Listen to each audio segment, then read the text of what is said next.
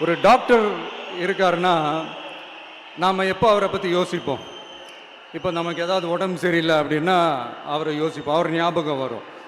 அது மாதிரி நமக்கு ஏதாவது ஒரு பிரச்சனை அப்படின்னா ஒரு வக்கீலை தேடிப்போம், அவர் ஞாபகத்துக்கு வருவார். இது மனித இயல்பு. அந்தந்த பிரச்சனை வரும்போது நம்ம அவங்கவுங்கள தேடி போவோம். ஆனால் ஆன் அ டெய்லி பேசிஸ் நம்ம சும்மா சாப்பிடும் போது கூட நம்மளை அறியாமல் ஒருத்தவங்களை பற்றி நினைப்போம், நம்மளை அறியாமல் அவங்களுக்கு நாம் நன்றி சொல்லுவோம். அந்த மதிப்பிற்குரிய அந்த மனிதர்கள் வேற யாரும் இல்லை, விவசாயி விவசாயி விவசாயி.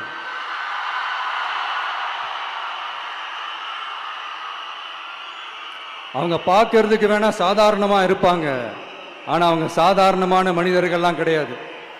இந்த உலகத்தையும் மனிதர்களையும் படைச்சது கடவுள்னு சொல்லுவாங்க, ஆனால் அந்த கடவுளுக்கே படையல் போடுற உயர்ந்த மனிதர்கள் தான் நம்ம விவசாயிகள். இந்த பூமியில உயிர் இருக்குது, இந்த பூமியில பூ பூக்கும், காய் காய்க்கும், பூத்து குலுங்கும்னு இந்த பூமியை அழகா காட்டி இந்த பூமியை சாமி ஆக்கிறதுல இயற்கையோட சேர்ந்து நம்ம விவசாயிகளுக்கும் ஒரு முக்கிய பங்கு ஒன்று இருக்கு. அதனால நான் ஏதோ ஓவரா ஏதோ சொல்றேன்னு நினைக்காதீங்க.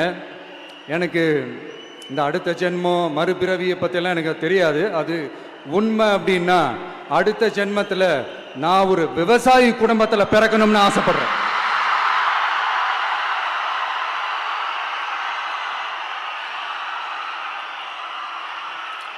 எனக்கு விவசாயத்தை பற்றி டீட்டெயில்டாக தெரியாது தான், நான் ஒத்துக்கிறேன்.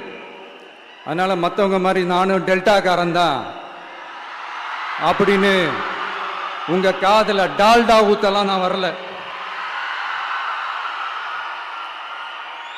எனக்கு விவசாயத்தை பற்றி டீட்டெயில்டாக தெரியலனா கூட அவங்க படுற கஷ்டங்களை பற்றி எனக்கு நல்லாவே தெரியும்.